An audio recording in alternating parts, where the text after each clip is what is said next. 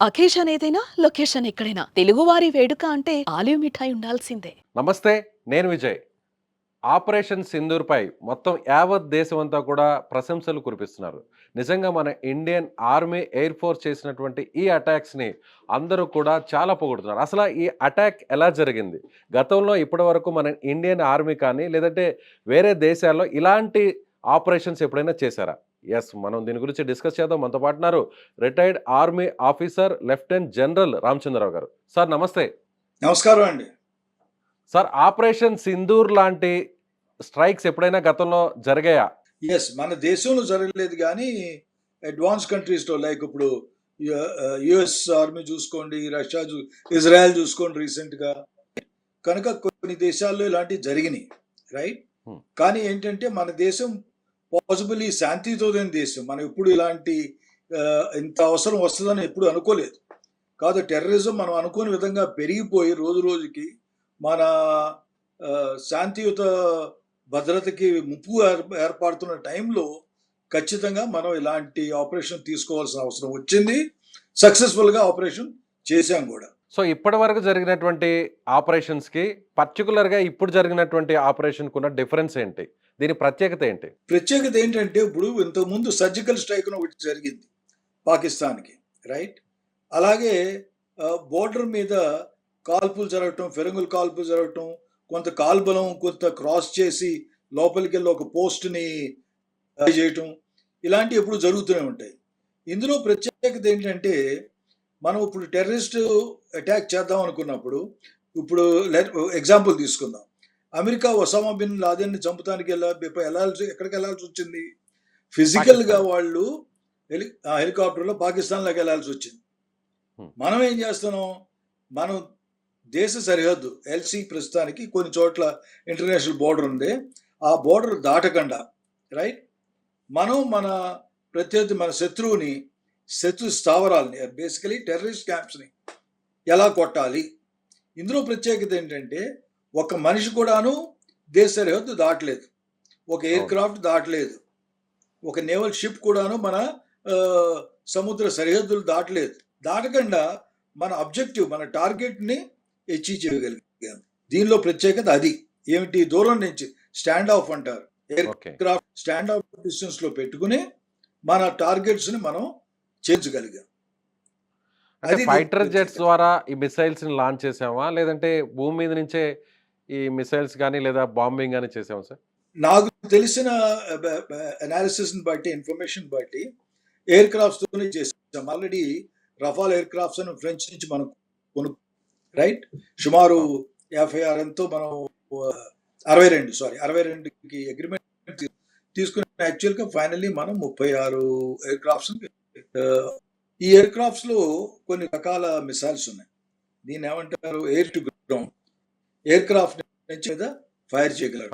ఇప్పుడు for example scalp missile ఉంది. ఆ స్కాల్ప్ మిసైల్ మన ఎయిర్ క్రాఫ్ట్ నుంచి సుమారు 300-400 కిలోమీటర్ల వరకు దాన్ని ఫైర్ చేయగలం. సిమిలర్లీ హ్యామర్ అని ఒక మిసైల్స్ ఉన్నాయి, 80 కిలోమీటర్లు అంటే ఇవన్నీ ఏంటి? మన దేశ సరిహద్దులు మన సైడే ఉండి నుంచి ఆకాశం నుంచి గ్రౌండ్ టార్గెట్ మీద ఫైర్ చేయగలం. అది 10 మీటర్స్ అక్యురసీతో. ఇవే కాకుండా ఏంటి? కొత్త రకమైన డ్రోన్స్ ఉన్నాయి, కమికేట్ డ్రోన్స్ అనేసి. ఈ డ్రోన్స్ ఏమంటారు? లాయిటరింగ్ ఎమ్యునిషన్ కూడా అంటారు. ఈ ఎమ్యునిషన్ ఎలాంటి ఒకసారి ఫైర్ చేసేది తన టార్గెట్ చూసుకుంటుంది.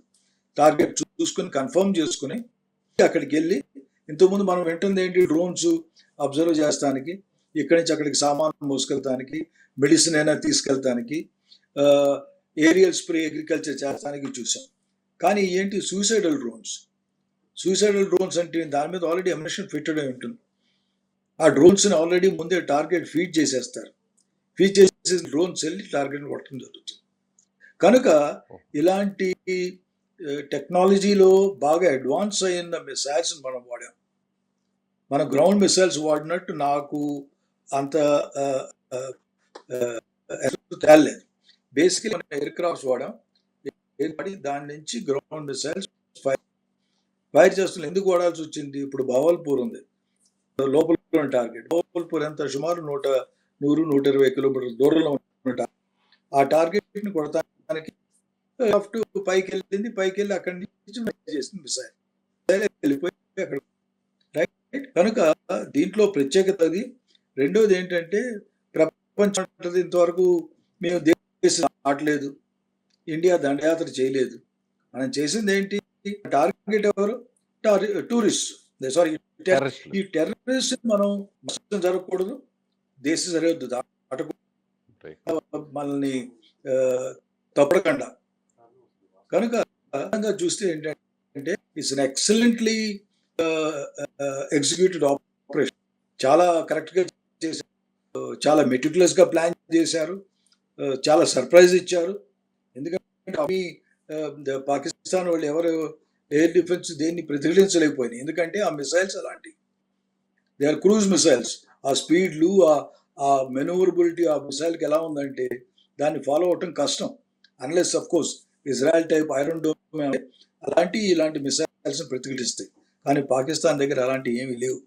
కనుక వాళ్ళు అనుకుని ఉండరు ఈ మిసైల్స్ వాడతాం, ఇంత లోపలికి వచ్చి కొడతాం అనుకుని ఉండరు. కనుక అన్ని విధాలు చూస్తే సర్ప్రైజ్ కొట్టాం, ఎఫెక్టివ్గా కొట్టాం, దాని మీద టార్గెట్స్లో క్యాజువాలిటీస్ కూడా బాగా జరిగినాయి. కనుక ఇవన్నీ these are all very good indications. మన దేశం చాలా తెలివిగా ప్రతిఘటించింది అనేసి. సో మొత్తం ఈ ఆపరేషన్ అంతా కూడా కేవలం కొన్ని నిమిషాల వ్యవధిలోనే పూర్తయింది అని అంటున్నారు. నిజంగా అలాంటి పరిస్థితి జరుగుండొచ్చు సార్? అది ఆల్రెడీ లేటెస్ట్ దీంట్లో బ్రీఫింగ్లో కూడా చెప్పారు. రాత్రి సుమారు 1:10 నుంచి 1:30 అంటే 20 నిమిషాల్లో ఆపరేషన్ అంతా తయారైపోయింది. ఎందుకంటే దీనికి కావాల్సిన ఆప్ రెడీనెస్ తయారు చేస్తూ ముందే జరుగుంటాయి. అంటే ఏంటి? మిసైల్స్ ఎయిర్ క్రాఫ్ట్లో ఫిట్ చేసుకోవాల్సి వచ్చిన మిసైల్స్ని ప్రైమ్ చేసుకోవటం, టార్గెట్స్ ముందే అనలైజ్ చేసుకోవటం, టార్గెట్స్ లొకేషన్ తీసుకుని ఫీడ్ చేయటం, దాని తర్వాత యాక్చువల్గా అక్కడ లీడర్స్ ఉన్నారా లేదా, టెర్రరిస్ట్ ఉన్నారా లేదా, లైవ్ ఇన్ఫర్మేషన్ ఇంటెలిజెన్స్ వెంటనే ఆ టైం అందరూ పడుకుని ఉంటారు. కనుక సర్ప్రైజ్ అంతా చూసి తెలివిగా కొట్టాం.